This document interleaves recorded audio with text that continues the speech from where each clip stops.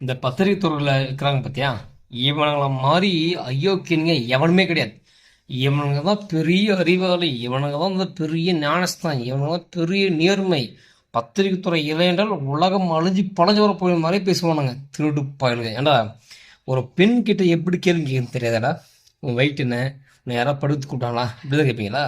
ஓ, நீ பத்திரிகை துறை வந்து மயக்க தூக்கி ஓடி வந்துடுற, சரியா?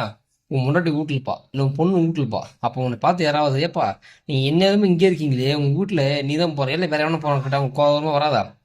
இல்லை உன் முன்னாடிட்டு போயிட்டு, ஏங்க எப்போ பார்த்தாலும் புதுசாக பத்திரிக்கைன்னு போயிடுறானே, வீட்டில் தனியாக இருக்க, உங்கள்கிட்ட யாரும் பேசல, அவனும் வரதில்லை கேட்டுட்டா உன் முன்னாடி எப்படிக்கும்? அந்த மாதிரி பொது வெளியில் யாருக்கிட்ட என்ன பேசணும் தெரிஞ்சு பேசுங்கடா.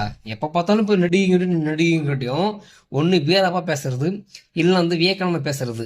அவங்க என்ன சொன்னாங்கன்னா அவங்கள ஐபை பண்ணுறது, இல்லை அவங்கள அசிங்கப்படுத்தி அருள்படுத்துறது. உங்களை பார்த்தாலும் நடுங்கணும், நீங்களாம் பெரிய புலி, நீங்களாம் பெரிய கொட்டை. உங்களை பார்த்தாலும் பை பண்ணும். உங்கள் ஆம்பளத்தனத்தில் நீங்கள் எங்கே காமிக்கணும்? நீ ஒரு பத்திரிகையாளர், நீ ஒரு ஊடகவியாளர், நீ வந்து ஒரு யூடியூபர்னா உன் ஆம்பளத்தனத்தை எங்கே கேட்கணும்னா, எங்கே கரப்ஷன் நடக்குதோ, எங்கே தவறு நடக்குதோ அங்கே போயிட்டு கேட்கணும். என்னைக்காவது அந்த நாட்டு முதலமைச்சர் பண்ணி கேட்டிருக்கீங்களா நீங்கள்?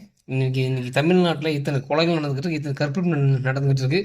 இன்னைய வரைக்கும் தலித்து மேலே இவ்வளோ சாதி தாக்குதல் நடந்துகிட்டு இருக்கு. இதையெல்லாம் போயிட்டு நீ ஆளுகின்ற ஆட்சி, நீ ஆளுகின்ற அரசாங்கம், நீ யாரை வந்து தூக்கி வச்சு பேச, அவங்கள்ட்ட நீங்கள் வேணா பேசுங்களா? அதெல்லாம் விட்டுவிட்டு போய் சினிமா நடிகர்கள் கேட்கறது இல்லையா, அவங்கள வந்து தூக்கி வச்சு அவனை அஜெண்டா பண்ணுறது. இதுவும் இப்போ பத்திரிகை தெரியுமா? முதல்ல ஒரு பத்திரிகையாளர் உங்களுக்கு கடமைன்னு தெரிஞ்சுங்க. நீங்களும் பத்திரிகை கிடையாது, நீங்களும் ஒன்றா புரோக்கருங்க, திருட்டு பசங்க. பாவம் அந்த பொண்ணை போட்டு அந்த கிளிக்கிங்க. நீங்களும் ஆம்பளை நம்பலாடா உங்க மனசுக்குள்ள.